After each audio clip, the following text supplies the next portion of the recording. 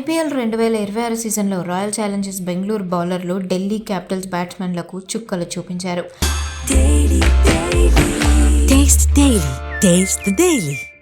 బేసిక్గా power play అంటేనే బ్యాట్స్మెన్కి advantage ఉంటుంది. కానీ ఇక్కడ సీన్ రివర్స్ అయింది. పవర్ ప్లేలో ఢిల్లీ బ్యాటర్లు పెవిలియన్కు క్యూ కట్టారు. టాస్ గెలిచిన ఆర్సీబీ బౌలింగ్ ఎంచుకోగా భువనేశ్వర్ కుమార్ రెండవ బాల్కే సాహిల్ పరాగ్ను డకౌట్ చేశాడు. ఆ తర్వాత జోష్ హేజల్వుడ్ తన ఓవర్లో కేఎల్ రాహుల్, సమీర్ రిజ్వీలను పెవిలియన్ చేర్చి కోలుకోలేని దెబ్బతీశాడు. 16 బంతుల్లో ఢిల్లీ 5 కీలక వికెట్లను కోల్పోయింది. కేవలం 8 పరుగుల వద్ద 6వ వికెట్ పడడంతో స్టేడియం మొత్తం షాక్ అయింది. పవర్ ప్లే ముగిసే సమయానికి ఢిల్లీ 6 వికెట్ల నష్టానికి కేవలం 13 పరుగులు మాత్రమే చేసింది. ఐపీఎల్ హిస్టరీలోనే అతి తక్కువ పవర్ ప్లే స్కోర్ చేసిన టీమ్గా ఢిల్లీ రికార్డును ఖాతాలో వేసుకుంది.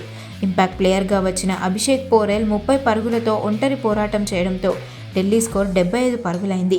డేవిడ్ మిల్లర్, జేమీసన్ తప్ప మిగిలిన వాళ్లంతా సింగిల్ డిజిట్కే అవుట్ అయ్యారు. చివరికి 16.3 ఓవర్లలో 75 పరుగులకు ఢిల్లీ ఇన్నింగ్స్ ముగిసింది.